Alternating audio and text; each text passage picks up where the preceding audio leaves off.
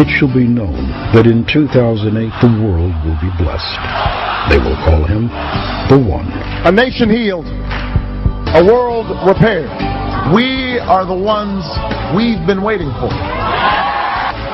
And he has anointed himself, ready to carry the burden of the one. To quote Barack, I have become a symbol of America, returning to our best traditions. He can do no wrongs. Do you have any doubts? Never. Can you see the light? A light will shine down from somewhere. It will light upon you. You will experience an epiphany. And you will say to yourself, I have to vote for Barack. And the one shall receive his blessings. This was the moment when the rise of the oceans began to slow and our planet began to heal. Behold his mighty hand.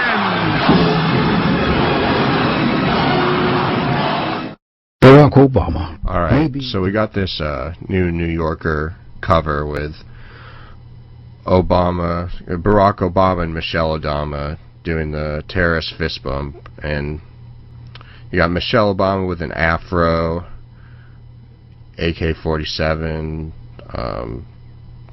Obama with a Muslim thing, Osama bin Laden in a portrait on the wall, the American flag burning in the fireplace. Now, first of all, let me just say, I get it, okay? I get it. Freedom of speech, whatever. I'm an artist. I totally get the satire, whatever. But, the problem is, not just do most people not get it. It reminded me of another thing, and actually I heard something else today on Hardball, kind of in the same vein. Chris Matthews was saying how it reminded him, I guess, the turn of the century, just different cartoons depicting people, depicting Irish people as monkeys. Chris Matthews being Irishman, I'm sure it hit home with me. I'm Jewish, which probably a lot of people know already, and now I just want to say first, the intent was completely different than what the Nazis did, okay? I want to be very clear. The intent was satire, and so I said, I get it. But what the Nazis did, leading up to the Holocaust, for at least 10 years or so, they put out a lot of propaganda, political satire,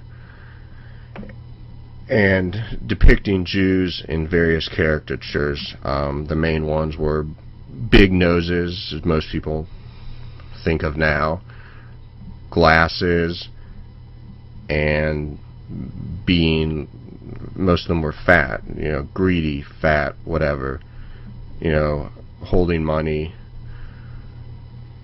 and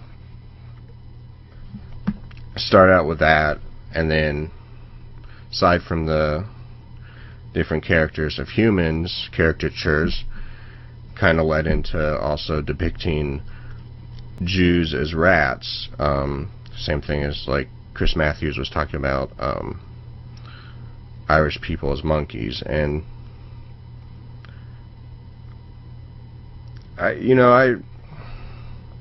it's completely different, and yet at the same time it is insulting. And I'm not black, but I was hearing Michelle Bernard, also on Hardball, talking about this. She's African American, and she's saying, like, it's basically like, I don't know, what did she say, depicting Michelle Obama as Aunt Jemima, and Obama, what, take your pick. So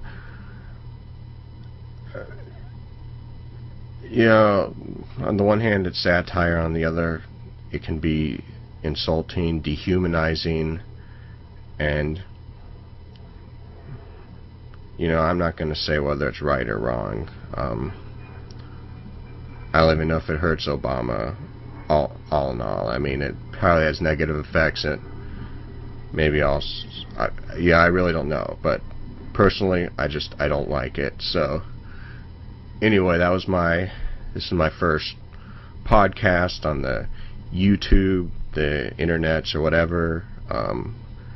So hopefully everyone liked it. Check out the rest of my videos. Anti-conformist 911. Signing off. Welcome you all to the 2009 White House Easter egg hunt. Yay!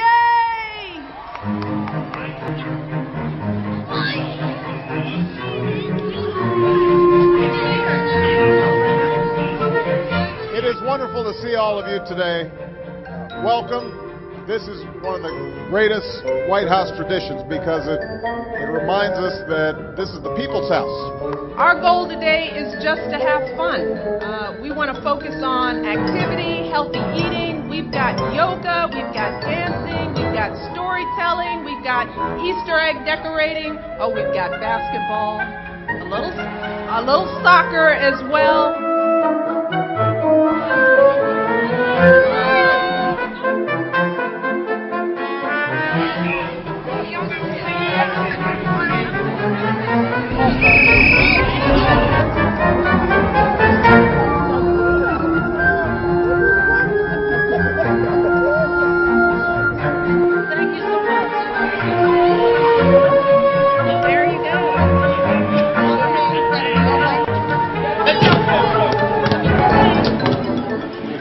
Good night, little house. They roared their terrible roars and gnashed their terrible teeth. Cats, dogs. Yeah, I can understand.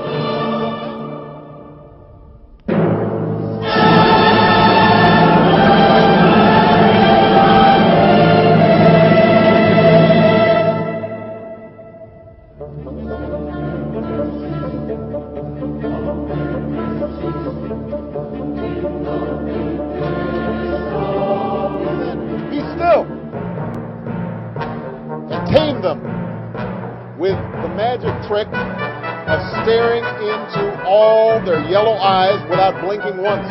All girls who like to brush and comb should have a pet like this at home.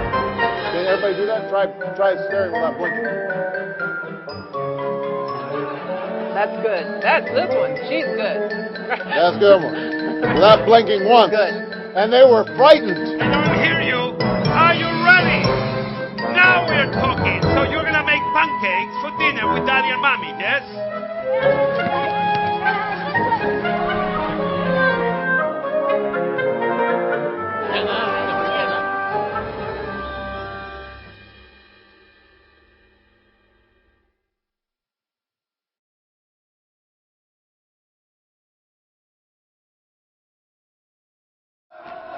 Tens of thousands of followers of anti-American Shiite cleric Muqtada al-Sadr thronged Baghdad, marking the 6th anniversary of the city's fall to U.S. troops.